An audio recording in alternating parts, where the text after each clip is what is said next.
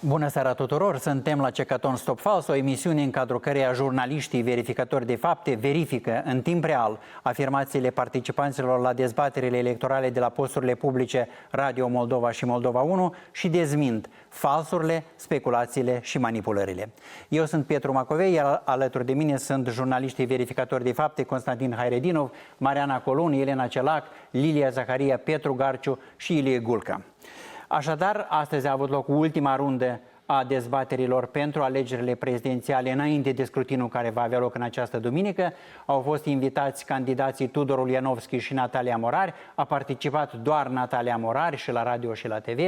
Am urmărit cu mare atenție declarațiile candidatei și am depistat mai multe falsuri și afirmații speculative. O să rog regia să pună pe post prima secvență. Doar că ne-am ales cu 4 ani de dezamăgiri, minciuni, am devenit și mai săraci, am sărăcit cu plus 55 de miliarde de lei care au ajuns să dubleze datoria noastră publică. Trecem peste afirmațiile cu sărăcie sau bogăție, ne referim strict factual la datorie. Mariana Colun a verificat cifrele prezentate de candidată și ne spune care este adevărul.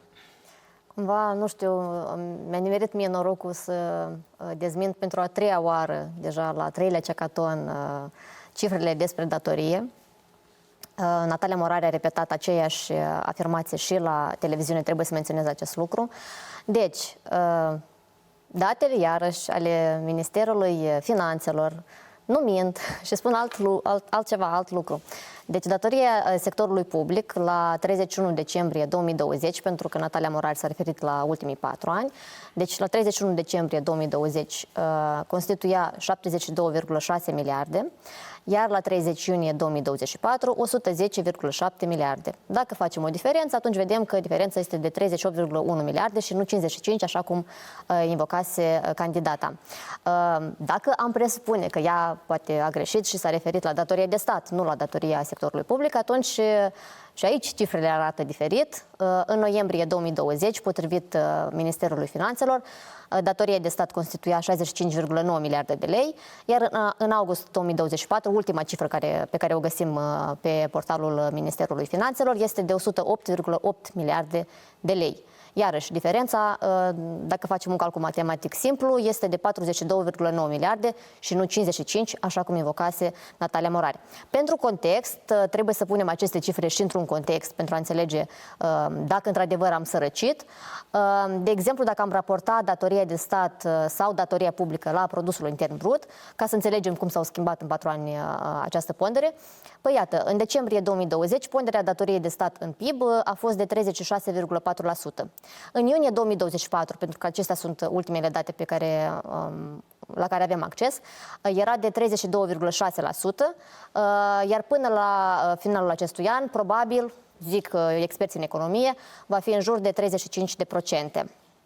Pentru datoria publică, raportat PIB, în 2020, ponderea datoriei de stat în PIB a fost tot de 36,4%, iar la 30 iunie 2024 datoria publică în PIB era de 33,8%.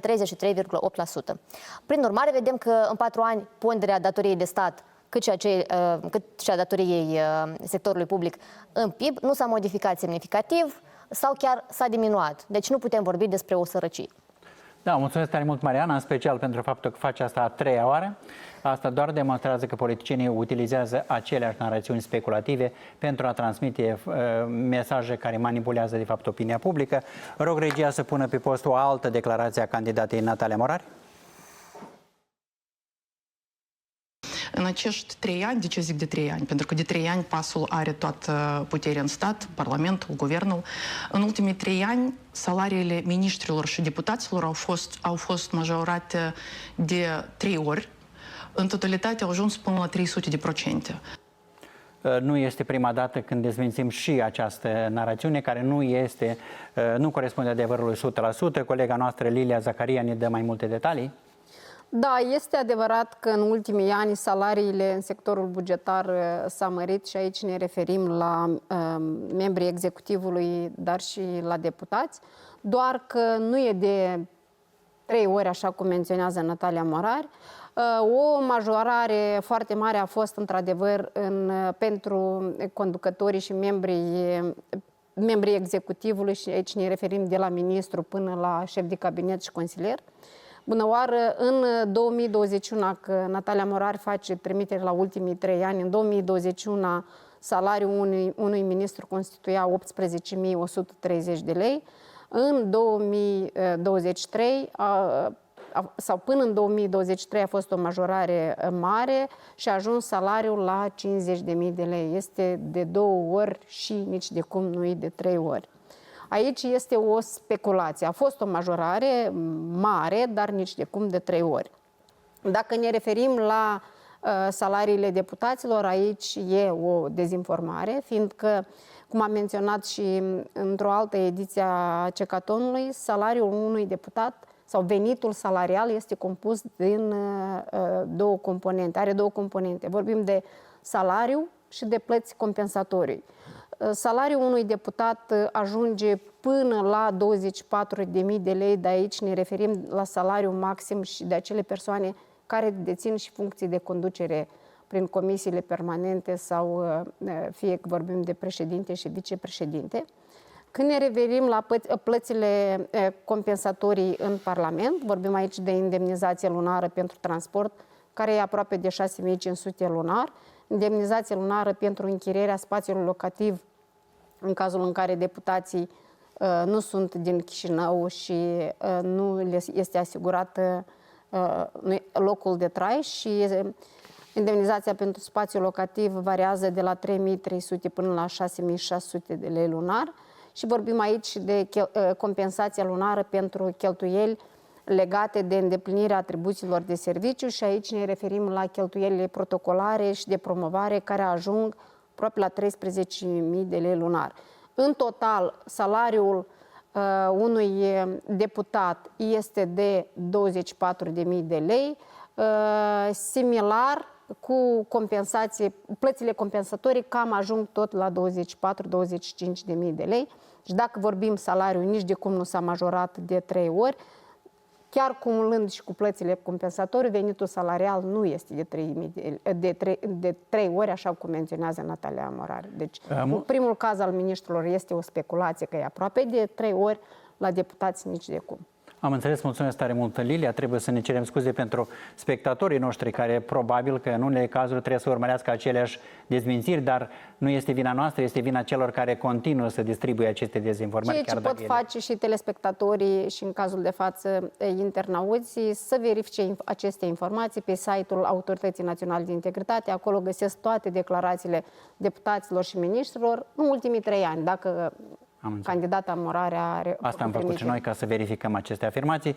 Continuăm cu o altă declarație. Rog, regia. Exact pentru această indexare până la capăt a pensiilor, e nevoie de 3 miliarde de lei. Noi am făcut calcule cu echipa noastră. Aceste 3 miliarde de lei noi putem să le obținem de la un proiect de lege care va introduce taxă pentru supraprofitul băncilor comerciale în ultimii 3 ani, pentru că băncile comerciale în ultimii 3 ani au avut un supraprofit pe care n-au mai văzut sistemul bancar din Republica Moldova în toți anii independenței noastre. Da, mulțumesc tare mult. Echipa Nataliei Morari are nevoie de 3 miliarde de lei pentru a face anumite plăți. Ce nu este în regulă cu aceste calcule, ne spune Ilie Gulca. Mă tem că calculele doamnei Morari în ceea ce privește obținerea acestei valori de 3 miliarde de lei pe seama impozitelor aplicate pe veniturile băncilor comerciale nu se ține, nu are picioare, pentru că într-adevăr, în ultimii 2 ani, băncile comerciale din Republica Moldova au înregistrat profituri considerabile și voi spune precis, în 2023 a fost profitul în sistemul bancar a constituit 4 miliarde de lei, în 2022 profitul în sistemul bancar a fost de 3,6 miliarde de lei, numai că în 2021 profitul a constituit 1,65 de miliarde de lei, adică jumătate din cele 3 miliarde pe care doamna Morare contează că va obține acoperire pentru indexarea pensiilor. Ce s-a întâmplat cu acești 2 ani, 2023 și 2022? Acest profit al băncilor comerciale a fost determinat în primul rând de politica monetară stabilită de Banca Națională a Moldovei pentru a descuraja consumul și a majorat ratele la credite. Prin urmare, oamenii au continuat să contracteze credite și au determinat la rândul său o creștere a consumului și o creștere a dobânzilor. Dacă vor continua pe viitor să avem aceeași rată la credite și același consum, vor fi același profit pentru băncile comerciale. Dar mă tem că asta nu poate continua la nesfârșit. Asta nu ține oricum. Nu funcționează și nu este întemeiat acest calcul al doamnei candidate Natalia Morale. Mulțumesc tare mult, Ilie Gul, că candidata a făcut mai multe afirmații legate de politica monetară și de activitatea Băncii Naționale. O rog regia să pună pe post încă o declarație. Pentru multe proiecte sociale sau pentru aceeași ipotecă de 1% despre care eu vorbesc. Eu insist, noi să revenim la o practică pe care Republica Moldova deja a avut-o în anii 90, atunci când noi am avut o criză foarte mare pe piața construcțiilor, atunci când multe blocuri cooperative nu puteau fi finalizate pentru că pur și simplu companiile au rămas fără bani.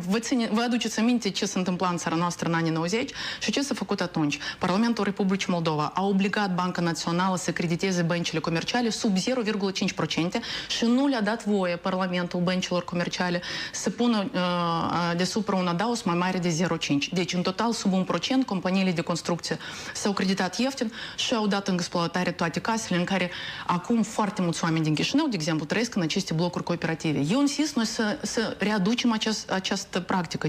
De ce nu? De ce nu? Ne spune Costea Hayretdinov, te rog. Ну, во-первых, как она сама сказала, приведя в пример 90-е годы, когда парламент обязал Нацбанк, и вот здесь вот нужно остановиться, парламент обязал Нацбанк.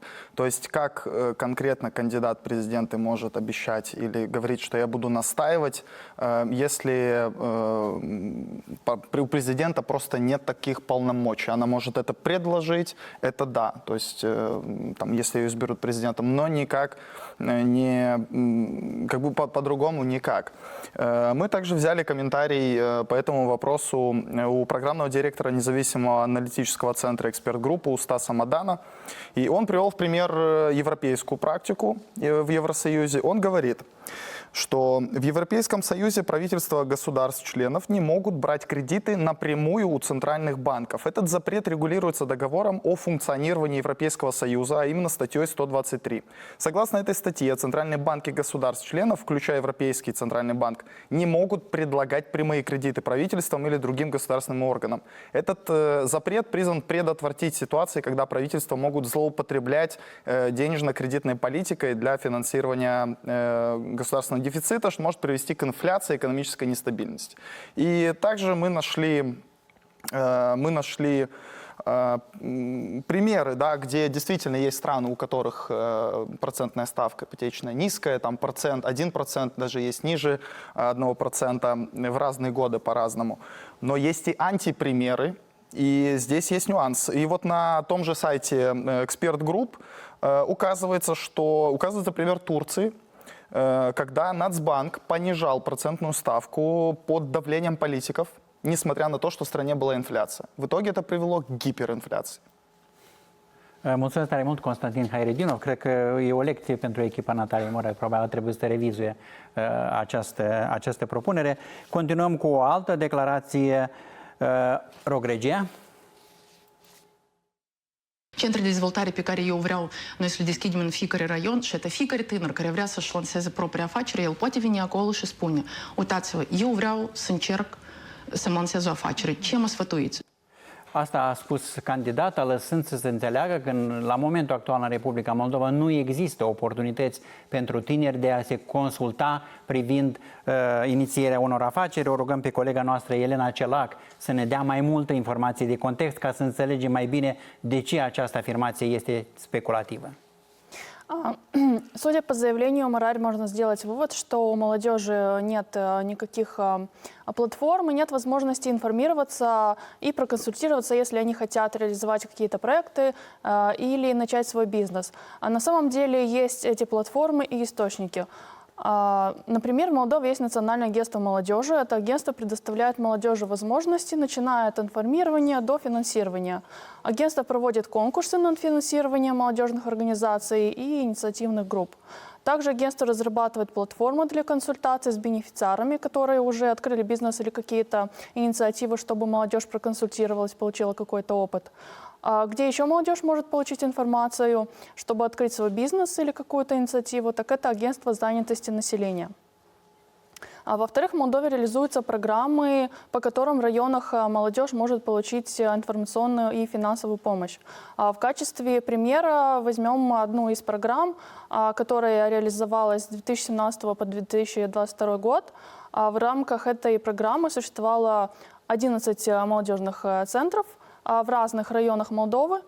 В этих центрах тоже молодежь получала информационную поддержку и финансовую поддержку. Суммы грантов в этих центрах достигали до 100 тысяч леев. То есть в эти центры можно было обратиться, проконсультироваться, предложить какой-то свой проект и получить эту финансовую помощь. Altfel spus, afirmația să afirm că nu există oportunități pentru tineri este cel puțin speculativ. Mulțumesc, Elena. O să continuăm din nou cu o afirmație pe care am dezmințit-o nu o singură dată în acest cecaton. Rog, regia. De la noi pleacă investitori străini și nu pentru că e război în țara vecină, pentru că același investitor, de exemplu Fujikura, continuă să lucreze în Ucraina, în țara vecină în care este război. Narațiunea cu plecarea în masă a investitorilor, iată, am auzit-o încă o dată, așa cum am auzit-o și anterior la alte dezbateri. Ilie Gulcă a mai dezmințit și va dezminți și acum această afirmație. Faptul că această narațiune este atât de intens vehiculată demonstrează că este neîntemeiată. În primul rând, din considerentul că cei care o promovează încearcă să generalizeze cazul acestei întreprinderi japoneze, prezint ca un exod al investitorilor străini din Republica Moldova. Această afirmație este neîntemeiată, este doar cazul acestei întreprinderi japoneze.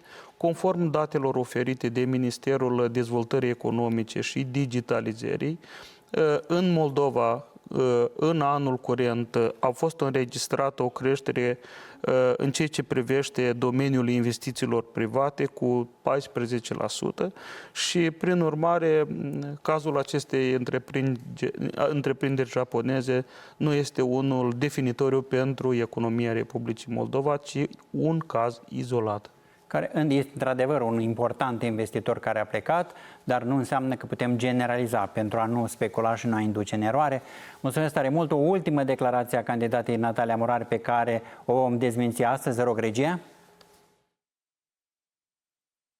Это, de exemplu, într-un sat din Ocnița, unde eu am fost, în Slavce, un singur copil se naște pe lună, 20 mor.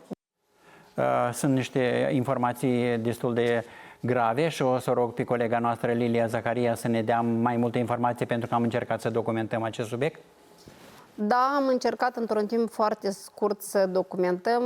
Cel puțin aici e cumva scos din context, fiindcă doamna candidat Natalia Morari spune 20 mor. Presupun că vorbea de 20 de persoane, nici de cum 20 de copii, cum s-ar înțelege.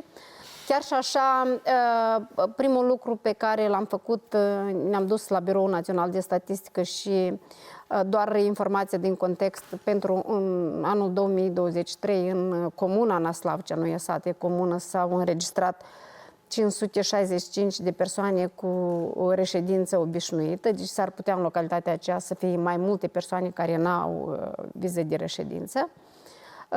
Și l-am contactat pe primarul localității Fiodor Mironov pentru a confirma sau infirma declarația doamnei Morari. Dumnealui a infirmat, a spus că nu este adevărat, de unde avem astfel de cifre. Ulterior, când l-am întrebat să ne dea care sunt datele statistice reale sau cel puțin să ne spună câte persoane se nasc și câte decedează într-o lună, dumnealui nu a mai vrut să ne dea informații de context, dar cert este că a afirmat că informația nu este reală privitor la numărul de nașteri și numărul de persoane decedate într-o lună. De fapt, candidata asta a și spus în dezbatere că această informație trebuie verificată și am încercat să o verificăm noi. Ei zici că am verificat de la oameni.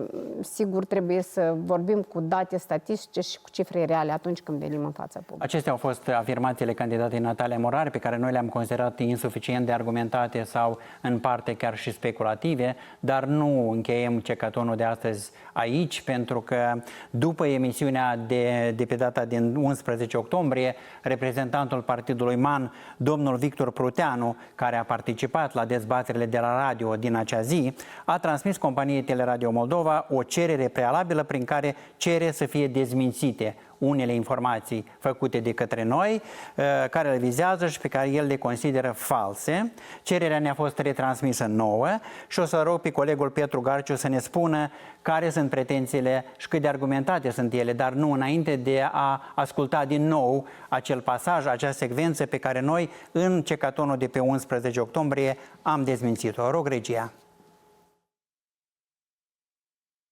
Cel mai mare proiect de gestionare a deșeurilor este implementat aici, în Republica Moldova, în Chișinău, și costă, deci, bani europeni, peste 1,5 de miliard de lei. Și doar noi aici, în Chișinău, am reușit să reciclăm deșeurile. Mulțumesc. Acum Petru Гарчу, vă rog. Довольно забавный момент, что господин Прутяну в своей жалобе как раз-то и опроверг свои же заявления на дебатах. Первый момент. Прутяну в документе, который мы получили, уточнил, что 11 октября, в день дебатов, Примария подписала контракт с компанией, которая построит завод по переработке мусора. Deci Мы как раз и говорили... în viitor, nu? Да, то есть мы как раз и говорили о том, что проект находится на стадии внедрения, то есть он не завершен. Второй момент, который на дебатах Прутяну сообщил, что бюджет этого проекта более 500 миллионов леев европейских денег, да? И в документе, который мы получили, то есть в жалобе господина Прутяну, он уточняет, что речь идет о 450 миллионах леев кредита и гранта европейских денег, и еще 360 миллионов леев – это контрибуция, то есть вклад Примарии. То есть и как раз он опровергает свои же заявления о том, что более 500 миллионов европейских денег стоит этот проект. На официальном сайте, то есть Иона Чебана, то есть мэра Кишинева, 12 сентября 2024 года появилась новость, в которой советник кабинета генерального примара Алла Мырза говорила о проекте строительства перерабатывающего завода и тоже назвала цифру в 23 миллиона евро, то есть бюджет этого проекта. То есть, ну, отсюда выходит, что госпожа Мырза тоже говорила неправду. Da, dacă să-l credem pe domnul Pruteanu, pentru că aici iarăși ar fi o disonanță între ceea ce declară două persoane care probabil aparțin același partid. Acestea au fost precizările la cererea de dezmințire pe care a depus-o domnul Victor Pruteanu, reprezentant MAN. Unica omisiune pe care am făcut-o la emisiunea Cecaton din 11 octombrie a fost că nu am menționat contribuția primăriei de 360 de milioane de lei. Da. Dar, în general, deci toate afirmațiile stau bine pe picioare și sunt confirmate de documente și de declarații. Mulțumesc, Petru Garciu. Dragi colegi, vă mulțumesc tare mult pentru efortul pe care l-ați depus în toată această campanie electorală de a verifica afirmațiile participanților la dezbaterile de la Radio Moldova și Moldova 1. Mulțumim de asemenea studenților de la Universitatea Tehnică și de la Facultatea de Jurnalism a Universității de Stat, care ne-au ajutat mult în procesul de documentare. Dragi privitori, nu punem punct cecatonului aici, pentru că procesul de verificare a declarațiilor politicienilor va continua. Dacă va avea loc al doilea tur de scrutin la alegerile prezidențiale, vom reveni în acest studio cu alte informații și alte dezmințiri ale afirmațiilor false și speculative ale participanților. Noi vă zicem la revedere și vă îndemnăm să participați activ la alegerile și referendumul constituțional care vor avea loc în această duminică. La revedere!